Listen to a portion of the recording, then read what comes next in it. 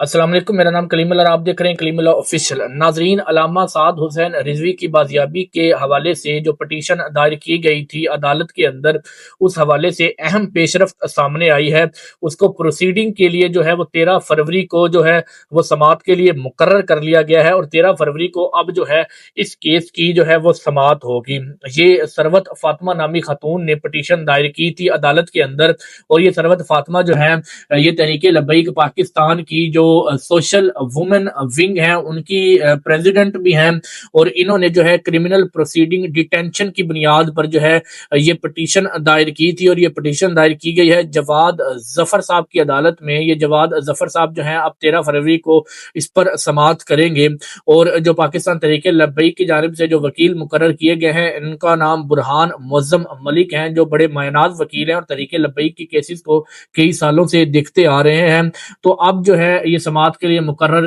ہوگی۔ اب اس میں ہوگا کیا، وہ تمام تر تفصیلات ہم آپ کو بتاتے ہیں۔ مختلف وکلا سے، سینئر سپریم کورٹ کے وکلا سے ہماری بات ہوئی ہے اس حوالے سے، اور ان سے جو ہمیں معلومات اکٹھی ہوئی ہیں وہ آپ تک رکھ دیتے ہیں کہ اب 13 فروری کو سماعت میں کیا ہوگا اور اس کے بعد جو ہے وہ کیا ہوگا۔ تو ماہرین کے مطابق جو ہے یہ تحریک لبیک پاکستان کے متعلق کسی قسم کا کوئی جو ہے وہ پازیٹیو امپیکٹ کریٹ نہیں کیا جا پائے گا۔ اس کی بڑی وجہ یہ ہے کہ اب 13 فروری کو جو ہے عدالت جو ہے اس میں یہ جو پٹیشن دائر کی گئی ہے یہ وزارت داخلہ اور پولیس محکمے کے اگینسٹ دائر کی گئی ہے، کہ ان دو محکموں نے جو ہے ان کو زبردستی سعد رضوی کو جو ہے وہ اپنی حراست میں رکھا گیا ہے، اور جبری گمشدگی کے طور پر ان کو اپنی حراست میں رکھا ہوا ہے۔ حسب بیجا کی جو پٹیشن ہے اس کو دائر کیا گیا ہے۔ تو اب ہوگا کیا، عدالت جو ہے وہ 13 فروری کو وزارت داخلہ اور جو پولیس کا محکمہ ہے ان کو جو ہے ایک نوٹیفیکیشن جاری کرے گا کہ آپ ہمیں جو ہے حتمی رپورٹ جمع کروائیں علامہ سعد رضوی کے متعلق۔ آئندہ سماعت کے لیے اس کو مقرر کیا جائے گا۔ پھر جو آئندہ سماعت ہوگی اس میں وزارت داخلہ جو ہے اور جو پولیس ہے ان کی طرف سے ایک مشترکہ رپورٹ سبمٹ ہوگی۔ اس رپورٹ کے اندر بتایا جائے گا کہ علامہ سعد رضوی کے اوپر سنگین مقدمات ہیں اور وہ سنگین جرائم میں ملوث ہے، اور اس وقت کسی بھی سرکاری تحویل میں نہیں ہے، وہ کسی بھی سرکاری ادارے کے پاس یا قانون نافذ کرنے والے اداروں کے پاس نہیں، بلکہ وہ روح پوش ہیں یا فرار ہوئے ہیں، اور جو پولیس ہے وہ مکمل کوشش کر رہی ہے ان کو جلد از جلد حراست میں لیا جا سکے۔ پھر سوال عدالت کی جانب سے یہ کیا جائے گا کہ ان کو اب تک گرفتار کیوں نہیں کیا گیا؟ اگر وہ ہائی پروفائل ملزم ہیں تو ان پر مزید پولیس کا جواب یہ ہوگا کہ انہوں نے کوئی بھی الیکٹرانک آلہ جو ہے وہ یوز نہیں کر رہے، جس کی وجہ سے جو پولیس کا محکمہ ہے ان کو دشواری ہے ان کو گرفتار کرنے میں۔ تو اس کے بعد جو ہے وہ سماعت مزید ملتوی کر دی جائے گی اور نئی ڈیٹ دے دی جائے گی۔ اس کے بعد جو ہے عدالت حتمی فیصلہ جاری کرے گی کہ آئی جی پنجاب اور جو اتنے بھی قانون نافذ کرنے والے ادارے ہیں جلد از جلد سعد رضوی کو گرفتار کر کے عدالت میں پیش کیا جائے۔ اس کے علاوہ اس کی کسی قسم کی کوئی بھی ڈیولپمنٹ یا طریقے لبیک کا پازیٹیو امپیکٹ پڑے گا یا حکومت پریشرائز ہوگی، اس کا کسی قسم کا کوئی تعلق نہیں ہے۔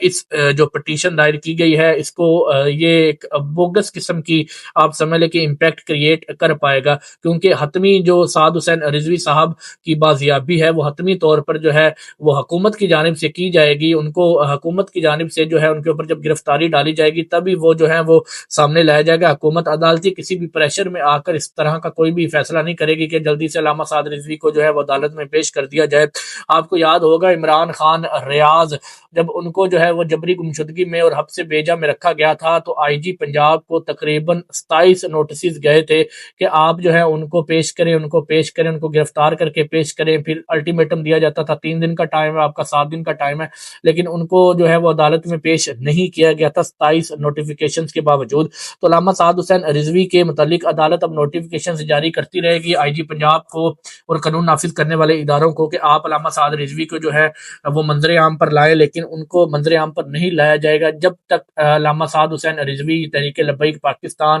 اور مفتی منیب الرحمان کے حکومت کے ساتھ مذاکرات نہیں ہو پاتے۔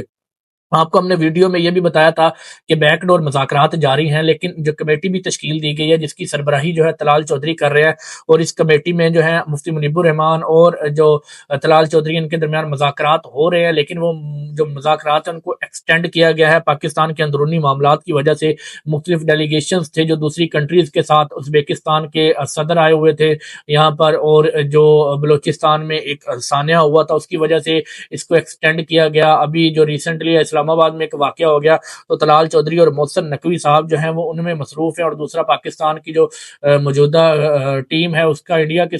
بورڈ کے ساتھ جو ہے وہ معاملات خراب چل رہے ہیں، تو محسن نقوی کیونکہ چیئرمین ہیں پی سی بی کے، تو ان معاملات میں مصروف ہیں، تو انہوں نے معذرت کی ہوئی ہے ابھی تک مفتی منیب الرحمان سے کہ ہم ان معاملات سے فری ہو کر جو ہے وہ تحریک لبیک کے ساتھ کے مذاکرات جو ہیں وہ کریں گے۔ تو ان مذاکرات میں آپ کو یہ بھی بتایا تھا کہ ہوگا کیا کہ تحریک لبیک پاکستان کی جانب مفتی منیب الرحمان جو ہے وہ تحریک لبیک کے کچھ مطالبات سامنے رکھے تھے ان کے سامنے، جن میں علامہ سعد رضوی کو منظر عام پر لانا، اعلیٰ قیادت کو منظر عام پر لانا، کارکنان کو ریلیف دینا، کارکنان کو جو حراست میں لیا گیا ہے ان کو رہا کرنا، اور مسجد رحمت للعالمین کو کھول دیا جائے، اس طرح کے مطالبات تھے۔ اور حکومت کی جانب سے بھی کچھ مطالبات جو ہیں وہ مفتی منیب الرحمان کے سامنے رکھے گئے تھے، اور وہ یہ تھے کہ علامہ سعد رضوی کسی قسم کی کوئی بھی سیاسی ایکٹیویٹی میں ملوث نہیں ہوں گے، آئندہ کچھ مہینوں کے لیے وہ اپنے آپ کو